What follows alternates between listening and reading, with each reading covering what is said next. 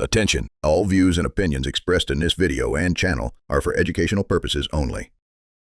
Intoxicating hemp has been the life support system for thousands of smoke shops. And when a product becomes the life support system, the business becomes fragile. You cannot pivot a retail store in a week. Not a smoke shop, not with this much product, this much compliance you got to do. If your staff sounds confused or uninformed or worried or checked out, your customers assume your store is dying. You're listening to Street Smarts with Chad Wade. Real talk for real shop owners. All right, guys, so the intoxicating hemp ban is coming, and this is your 360-day survival plan. All right, everybody, so let's jump right in, because this episode isn't about hype. It's about survival, it's about leadership, it's about strategy. The next 360 days are going to define this industry, not influence it, but probably define it. Because what's coming is not a rumor, it's not a scare tactic, it's not another moral panic that eventually fizzles out.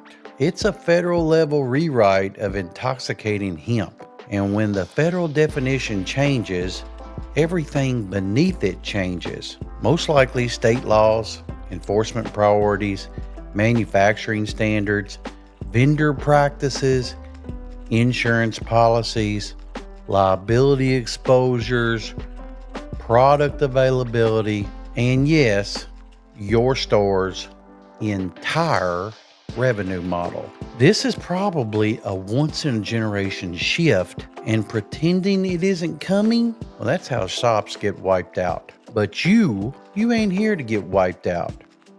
You're here to lead, to prepare, to build a store that survives any storm. So this episode will give you the mindset you need, the strategy you must follow, the inventory plan that protects you, the customer retention blueprint, some staff training scripts, the 360-day roadmap that keeps your store alive, even if the entire intoxicating hemp market disappears overnight.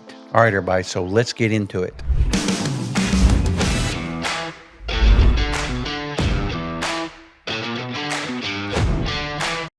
Here's the truth most people won't say out loud. For the last few years, intoxicating hemp has been the life support system for thousands of smoke shops. And when a product becomes the life support system, the business becomes fragile. You know, items like Delta 8, THCA, HHC, Delta blended drinks, converted cannabinoids. Those things have paid rent, payroll, expansions, bills, upgrades. They've honestly masked bad business operations. They've covered for poor inventory management. They've allowed some really sloppy owners to feel successful. But the entire category was built on a loophole, a huge loophole. And anytime a loophole stays open for too long, politicians eventually treat it like a target. And now that target has been hit. And now that loophole is tightening. Now the same politicians who ignored this category for years are aggressively trying to rewrite it or even erase it. Now listen, you can't gamble your store's future on the idea that lawmakers will suddenly change their mind. Believe me, they won't. They're moving in one direction: restrict, limit, clarify, narrow, control. If intoxicating hemp is the backbone of your revenue, you're fully exposed. But in all honesty, exposure isn't the problem. It's staying exposed is your real problem. And this episode is about closing that gap. All right, so let me give you a real-time story. One that perfectly sums up why preparation but it just matters. Last year, I visited a shop out west. I'll tell you that much. Beautiful layout. Very modern, very clean. Oh God, well lit. The owner was just proud as hell, and he should have been. It's a very nice looking store. He was telling me, and couldn't wait to tell me, that he was running one of the top stores in his city. I'm like, I asked what categories was carrying him. He looked me dead in the eye and he said, man, honestly, THCA, we sell so much of it, I don't even worry about anything else anymore. I care less what else is in the store. Red flag. Huge red flag. I asked for numbers. Like, how much of this shit are you really selling? And he told me, hey man, about 75% of my revenue comes from this shit. And some, gummies and disposables, but mostly bud. Bro, I said, that's a house built on sand. He waved it off, said, man, the industry's too big to regulate that away. Customers depend on it, he said. All of his vendors assured him that everything was fine. Well, 6-7 months later, his state passed emergency rules. Not even a full ban, just a new definition of what counted as hemp. Half of his stock in his store became unsellable. And with that, half his revenue vanished. Like over emergency orders. Overnight. He called, man. It's like I guess it was about 8, 9 o'clock at night. I forget what we was watching, what we was doing. Chad, what do I do now? I didn't think that would happen. I remember it. I remember that call. I'm just kind of sitting there. I just kind of shrugged. But that's the difference between owners who survive and who are meant to suffer. In all honesty, the ones who survive are the ones who act before they're forced to. The ones who collapse are the ones who wait. They wait until the law makes the decision for them. So I got this episode together, and it's designed to keep you from making that mistake. So let's get something clear. You cannot pivot a retail store in a week. Hell, not even a month. Not a smoke shop. Not with this much product, this much compliance you got to do, this many customer habits, and this much revenue at stake. Man, you got to have time. You got to have some structure. You've got to have a 360-day strategy. Here's why. Honestly, your customers need months to adjust to new product categories. You can't just pull the rug out from underneath them.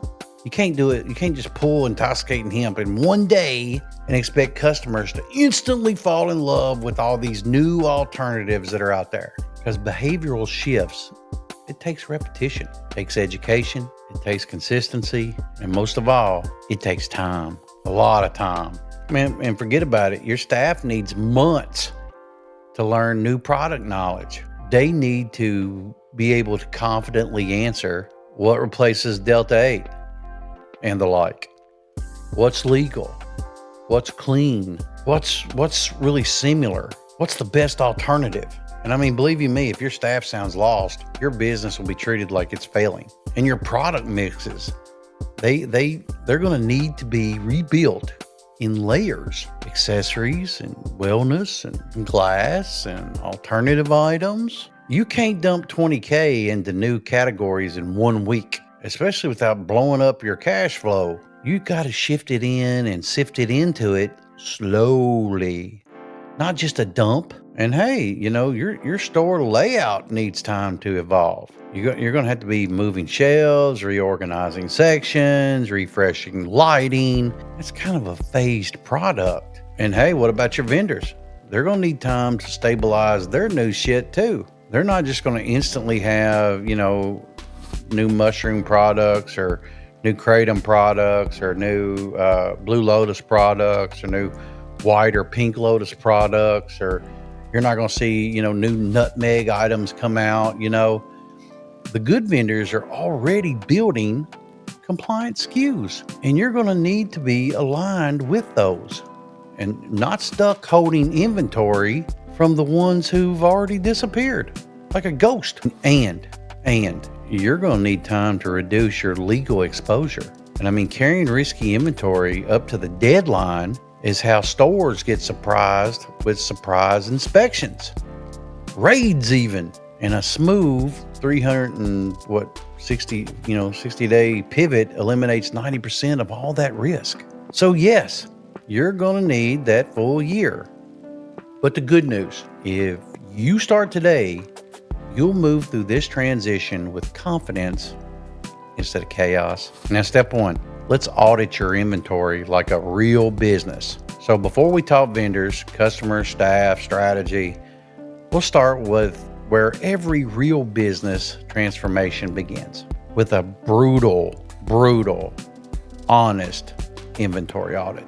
No, it's not optional. It's not a I'll do it later situation. This is the foundation of your entire survival plan. Now, here's exactly what you audit. Every intoxicating hemp SKU. All of it.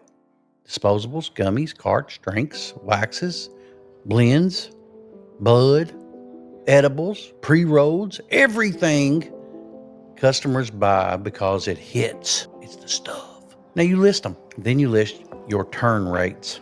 How fast does each SKU sell? Which ones are your top movers?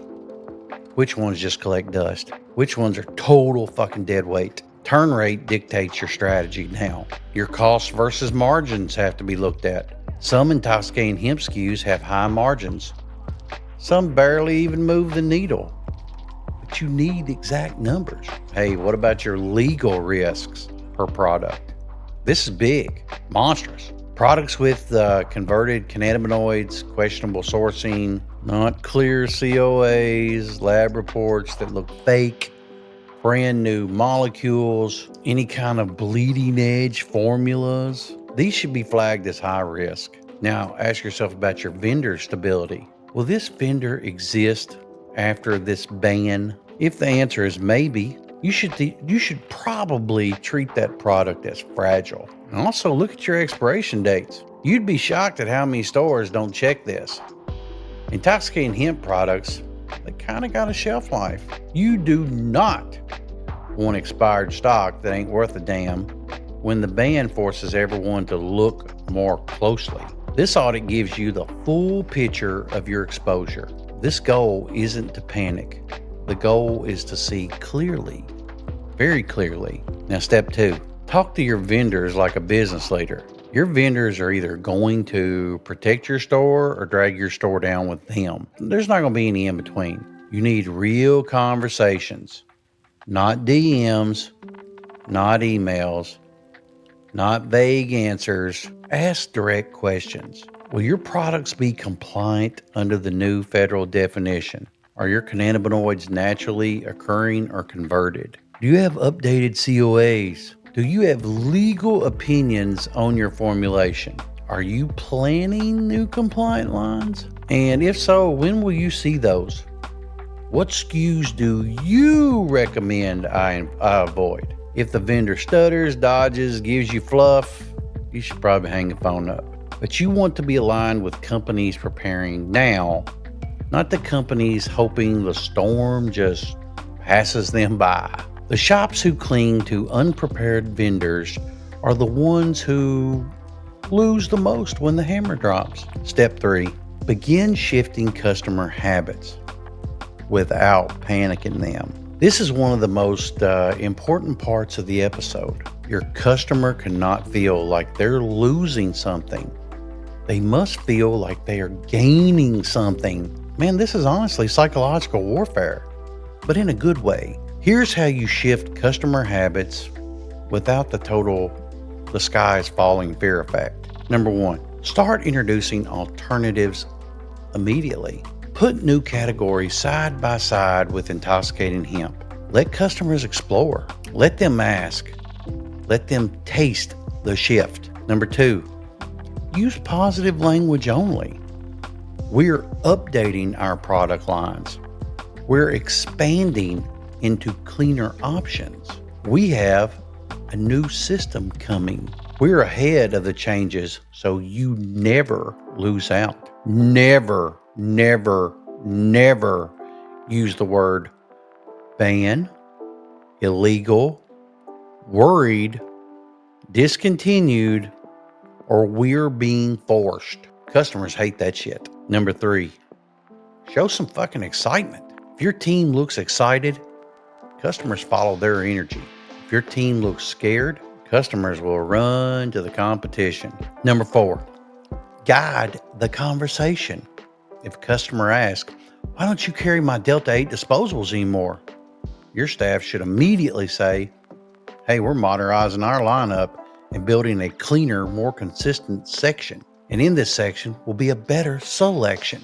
Most customers like the new options more because they're smoother and longer lasting.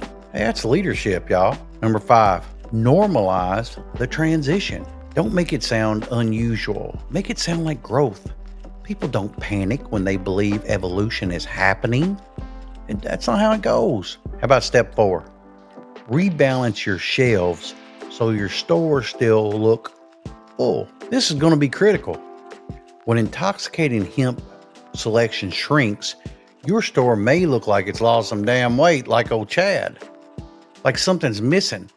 Like something went wrong versus it's not. Because visuals matter. Empty space is death. Customers avoid empty stores. It looks like you're going out of business, or maybe you're in bankruptcy. Maybe you're going through closure or complete utter failure. So here's what you do. Number 1 is you fill the space immediately. Add accessories, add glass, add wellness product, detox, stuff of that nature. Add apparel, add lifestyle items, add novelty items. Make your stores look abundant, not reduced. Number 2, refresh lighting and the signage. Well-lit shelves communicate stability. Confident stores are bright. Struggling stores are dim. Highlight your new hero products. Put your best sellers front and center where everybody can see them. Draw attention to them. Make customers see your transition as an upgrade. Number 4, make your counter look intentional with new displays, clean arrangements, modern signage. Your counter speaks for your entire store. Number 5, spread items across the store for fullness. A full store feels successful. A successful store attracts customers. Y'all, this is psychological retail science, and it works. It works well. Step 5, staff training. That's the part that makes or breaks the transition, in all honesty, y'all. Your employees are the voice of your store. Customers don't hear you, they hear them.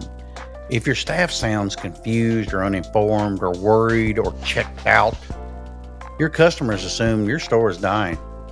If your staff sounds calm, confident, educated, prepared, your customers will trust you more deeply.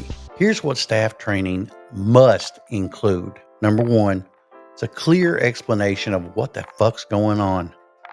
And they should tell them, we're updating our product line because federal rules are changing. We're doing this early so our customers never feel the impact. Number 2, approved language only. No fear words, y'all. No negative phrasing, no conspiracy shit, no talking about politics, no blaming one side or the other, or a single senator or a single house rep. Okay? Keep the negativity out the door. Number 3, a redirected sales script. When a product disappears, staff say, we've replaced that with a cleaner, more consistent option. Here, let me show you. Number 4, deep product training. Staff must understand this type of CBD, these functional herbs. Kratom, if it's legal in your state. Wellness products, new accessories, new glass, new lifestyle products. Number 5, a confident tone. Must have. This alone can save your store. If your team can say, we've been preparing all year, your store feels like a leader. All right, guys, so we're at the 180-day mid-year pivot point. And this is where your store starts to evolve. Okay, so now we're in the middle of your plan, right at that point. This is the part where most stores lose control. It's where the lazy owners start panicking, start thinking if they should get rid of this store or not. These unprepared owners, they'll freeze up. And where the sloppy owners start pretending everything's fine, it's going to get re-rolled, everything's cool. It's not. But you watching this and you planning with me, you're not here to pretend. You're here to evolve. And after the first 90 days of auditing your inventory, talking to your vendors, and introducing alternatives and training your staff, the next 90 days are about execution, not planning. This is about doing. Here's what your mid-year pivot must include. Step 1 is reduce all intoxicating hemp exposure by another 20 to 40%. This is not you giving up on the category. This is you managing risk. By month 6, you must have less risky inventory, shorter reorder cycles, fewer questionable vendors, tighter documentation, cleaner shelves, and a more diversified store. Not a panic store, a strong one. And here's the thing, customers will barely notice if you shift slowly and intentionally. Businesses collapse when they shift all at once. You're not collapsing, you're adjusting. Remember that. Step 2, expand your future-proof categories. This is where your store starts to feel new. Not minus intoxicating hemp, but plus some other strong categories. Categories that you should expand deeply. Accessories, torches, papers, grinders, trays, storage, cleaning supplies, glass cleaners, silicone cleaner, things of that nature, rolling trays, glass tips, lighters, higher end dab tools. Accessories are honestly regulation proof. And this is your stability. And number 2 is glass. Glass is margin heavy. Good God. And glass, y'all, doesn't expire. Never. It never goes bad. You can break it, but it won't go bad. And then glass will build your culture. Every strong smoke shop has a strong glass section. Number 3, we're talking, wellness and botanical blends, like compliant CBD, some lavender blends, focus teas, sleep teas for that, herbal alternatives. This is where consumers' demand is heading. Number 4, kratom, if it's legal in your state or county. Only responsible vendors with full COAs. That's all you can deal with. This category will be in high demand with very strong margin. Number 5, what about lifestyle merch? Apparels, hats, stash bags, brand collabs, novelty items, accessories with personality. These items help you build a real brand, not just a retail store. You don't want customers who are loyal to a product. You want customers that are loyal to you. Now, step 3, refresh your store layout. At 180 days, your store should look different. And why?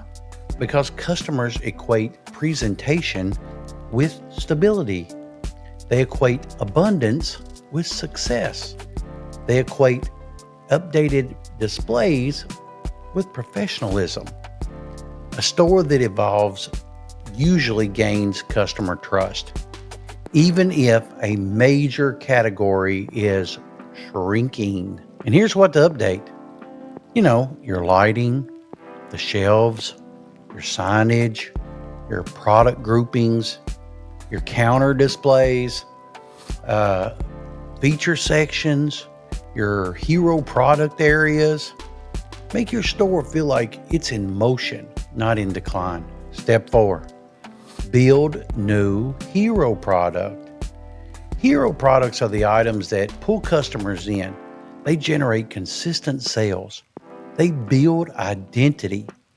They produce reliable margins, and they drive store loyalty.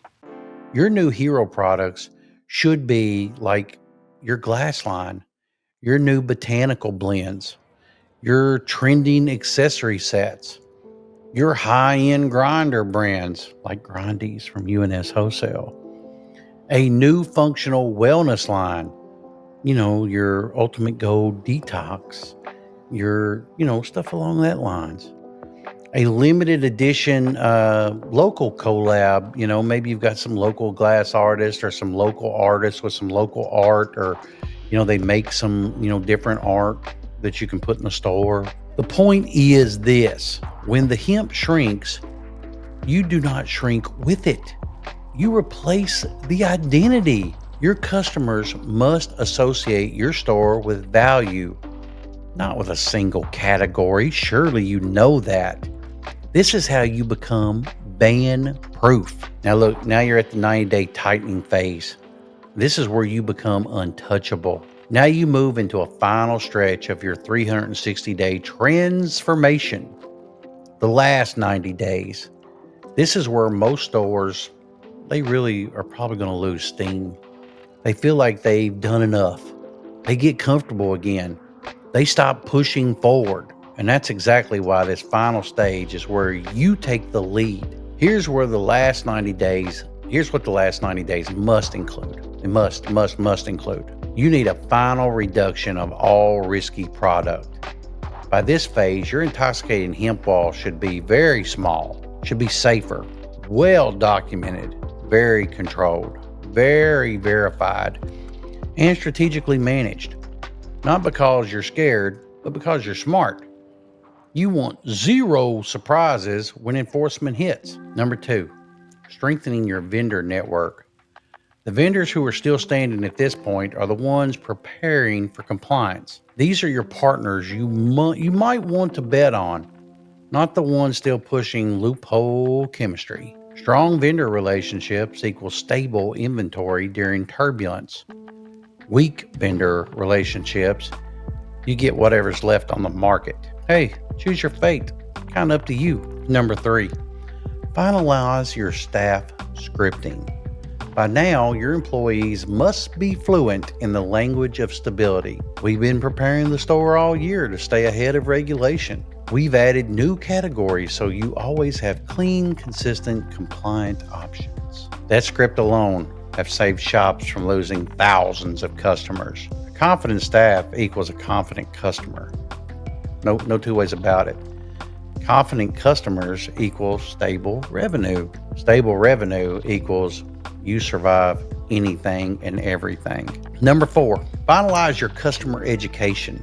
The goal of the last 90 days is to make sure your customers feel zero panic, and I mean zero. Your customers should feel like your store is prepared, the shift is smooth, nothing is disappearing overnight, the alternatives that you're going to offer are strong, the experience remains consistent. You want customers feeling relief and trust, not fear and uncertainty. Fear sends customers roaming, and trust will anchor them to you. Number 5, brand reinforcement. This is the part that most shop owners skip. Your brand is your shield. When product categories collapse, it is your brand identity that decides whether customers stay or leave forever. Here's what strong stores do in the last 90 days. Well, they update signage. They refresh the uniforms, if you even bother to have store shirts. They improve store cleanliness. Most consistent posters on social media will post a lot. Very consistent, every single day. You'll reinforce your personality. You'll highlight your new categories. You'll reintroduce your values to your customers. Now, here's the truth. Customers don't stay loyal to Delta 8 or THCA. They stay loyal to you. A strong brand can survive any ban. A weak brand can't survive any ban. This is your moment to become very, very strong. Your plan B, okay? Plan B. What to sell if the ban hits hard? Now let's talk about your last line of defense, your real plan B. This is your emergency fallback, your contingency strategy, even, you can say. Your, if they ban everything tomorrow blueprint, here's exactly what to sell if intoxicating hemp just fucking disappears. Number 1, accessories. These products never get banned. Trays, lighters, papers, grinders, cones, torches, wraps, glass, storage, ashtrays, cleaning tools, cleaning tools and glass cleaners. These items actually keep stores alive. They pay the rent. Number 2, you may want to look into a larger line of glass. These are the margin kings. Glass have big margins. They build culture. They attract collectors. It lasts. It never becomes illegal. The shops that build a strong glass program will come out of this era winning. I'm telling you, because if they made marijuana legal, they're going to have something to smoke out of, and you're going to have it. Number 3, what about wellness and functional categories? It's your new growth engine. Like compliant CBD, mood blends, focus blends, sleep blends, calming herbs, kava, botanicals, stress products, blue lotus, white lotus, pink lotus, maybe some mushrooms, I don't know. That's where the market is headed anyway. You'll just be ahead of the curve. Now, what about, kratom and alternatives? This category is one of the most consistent in the entire smoke shop economy. But you've got to carry very clean, very well-tested brands, not that damn gas station kratom. Number 5, lifestyle and smoke culture merch.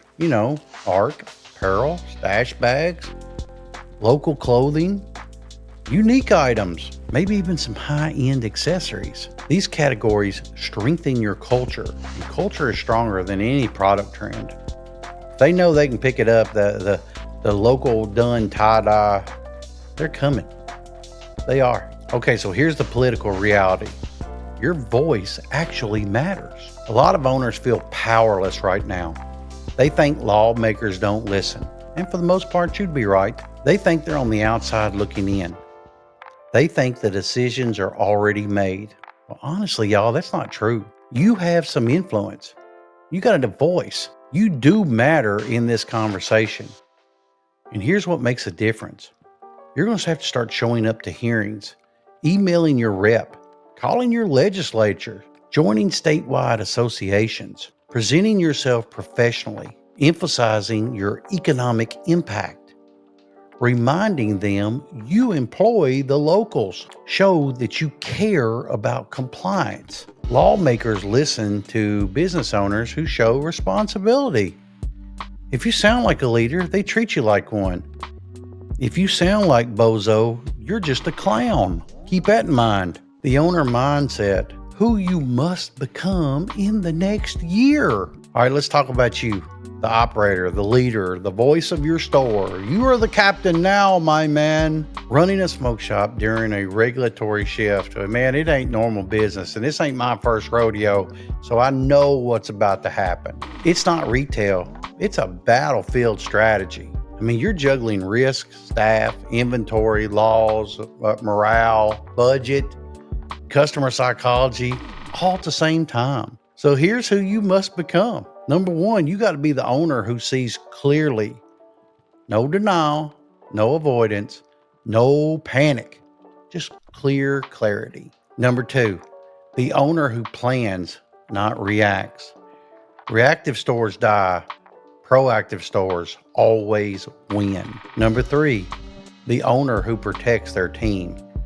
Your staff's going to take emotional cues from you, and you got to be the calm in the center of a storm of confusion. Number 4, you got to be the owner who reassures customers. Your customers want the leadership. Be the one who provides it. But number 5, you got to be the owner who builds a brand. Not just a damn CBD Delta THCA store. Brands survive bans. Stores don't. If your store doesn't survive, you didn't have a brand. You was just a bud bar. Number 6, you need to be the owner who adapts. If you adapt faster than your competitors, You'll inherit your competitors. This next year is not just a test, it's an opportunity. The biggest opportunity this industry has seen in years. All right, guys, so in closing, you can survive this. You can actually come out a winner. Let me end just like this. You can survive this ban. You can stay profitable. You can evolve into something stronger. You can grow through this instead of shrinking.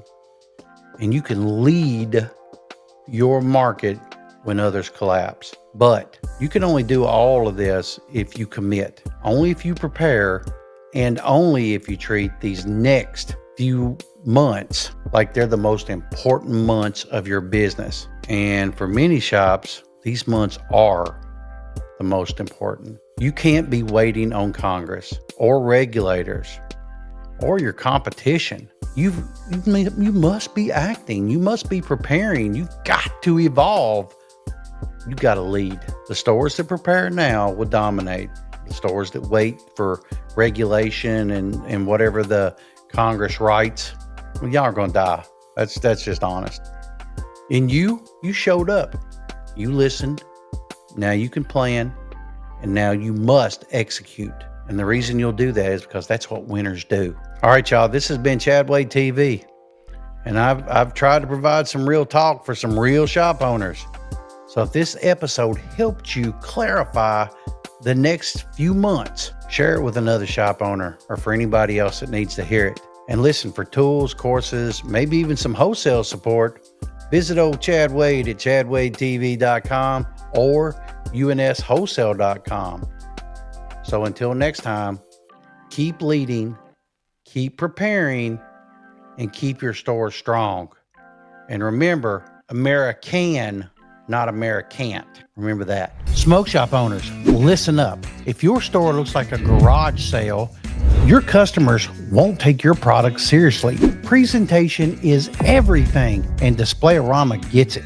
These guys supply the fixtures that make stores money. Slat walls, showcases, racks, counters, all in stock and ready to ship fast. I've used them myself and they deliver on time, solid gear, zero headache. Most people think upgrading means expensive. Well, that's wrong. Displayarama makes professional retail affordable, whether you're remodeling one wall or building out your next location. So if you're tired of your shop looking halfway finished, hit Displayarama.com up today and get 5% off your order when you use my code ChadWade5 at checkout. Displayarama, real fixtures, real fast, recommended by me, Chad at Chad Wade TV.